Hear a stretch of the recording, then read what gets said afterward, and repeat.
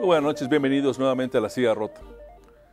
En esta oportunidad vamos a tener la posibilidad de conversar con el ministro José Ramón Cosío sobre los retos que tiene la justicia en México.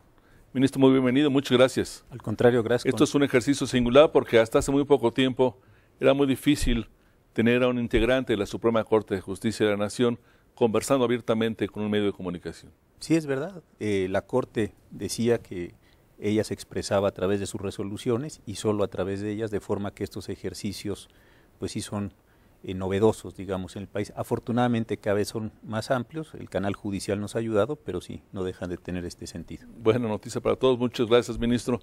De entrada le preguntaría, daría la impresión de que estamos en proceso de maduración de diversas iniciativas, diversos trabajos, caminos en materia de justicia, en materia de juicios orales, en materia de jueces especiales, toda una reforma judicial, derechos humanos.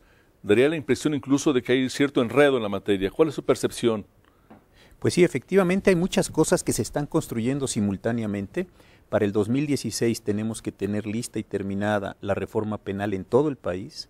Yo creo que allá hay diferentes velocidades, estados que van muy bien, estados que no han iniciado, la federación está ahí. ¿Qué implica esta reforma penal para la gente común y corriente? Pues es que vamos a pasar a un sistema de juicios orales.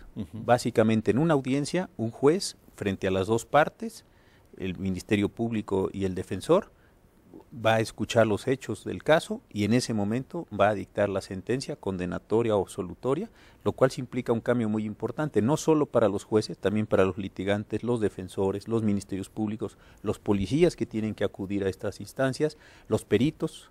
Es decir, creo que es una cuestión de una enorme importancia e insisto, esto tiene que estar listo a mediados del 2016. Se dice lejos, pero se van yendo los días. Cada estado debe hacer sus propias reformas. Cada estado tiene que hacer su propia reforma y la federación la suya. ¿Qué otro desafío tiene el tema? Otro tenemos para el mes de enero, finales del mes de enero, todo el país se tiene que transformar a los juicios orales en materia mercantil, siempre que la cuantía principal sea de 222,000 pesos para abajo.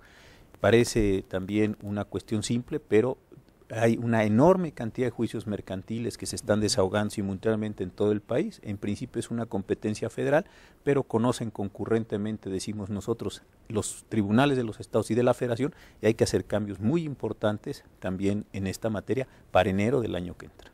En derechos humanos hay un desafío enorme también, ¿no? En derechos humanos sí, la reforma constitucional de junio de este año, por una parte, por otro lado la reforma al juicio de amparo también de junio, pero entró en vigor ahora en octubre, pues nos ha transformado realmente todas las posibilidades de protección de derechos humanos.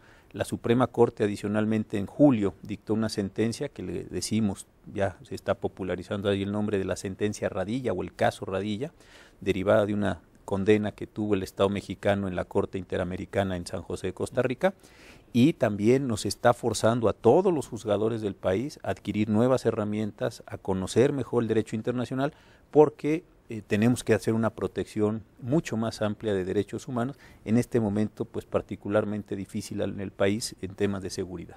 Entiendo que a partir de esta reforma y a partir de una resolución en esta línea de la Corte, todos los jueces deben considerar antes de emitir una sentencia si esta sentencia está acorde con convenciones internacionales, con acuerdos internacionales que México haya firmado. ¿Qué pasaba antes de esto?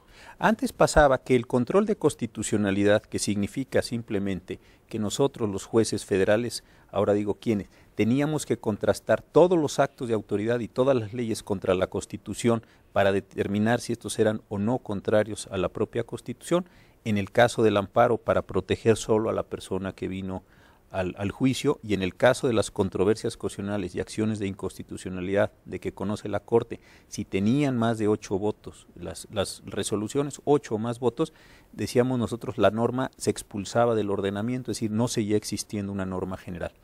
¿Qué pasa? Esas eran todas las posibilidades de control de constitucionalidad. Ahora está esa, más la posibilidad de que todos los jueces del país, como lo dice usted muy bien, desapliquen la norma, el artículo, digamos, de un código, de una ley, para que nos entienda todo el mundo, al caso concreto que tenga ese juez que resolver. Entonces, realmente lo que estamos hablando es que la materia de derechos humanos, diría yo, cobra mucho mayor relevancia en el trabajo de los jueces y en la vida también normal de los ciudadanos. Claro, imaginemos un caso así muy, no simple en términos humanos, pero simple en términos técnicos. Se da un conflicto, un juicio, pensemos por patria potestad o por alimentos, estos asuntos que pues desafortunadamente luego se encuentran en una cantidad importante de los tribunales.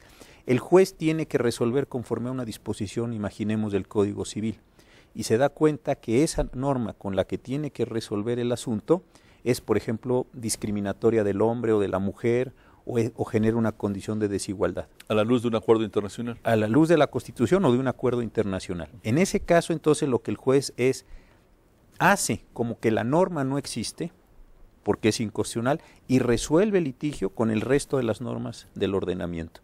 Es un cambio realmente importante, y creo que sí es importante, y qué bueno que se nos da esta oportunidad en el programa, de socializarlo y de entender todos que estamos realmente ante una nueva situación en materia de derechos humanos. Supone un trabajo enorme de capacitación de los jueces, de los abogados seguramente también, y todas las partes. Sí, nosotros los jueces, pues digamos, tradicionalmente el estudio del derecho internacional se hacía sobre las instituciones, Naciones Unidas, Consejo de Seguridad, este tipo de temas, pero pues cada vez más vamos a tener que conocer, identificar bien los tratados, saber qué técnicas de aplicación se tienen que dar, eso para todos los jueces del país. Y adicionalmente tenemos también los jueces federales que pues casi reaprender o volver a aprender mejor el juicio de amparo, porque ha cambiado sustancialmente.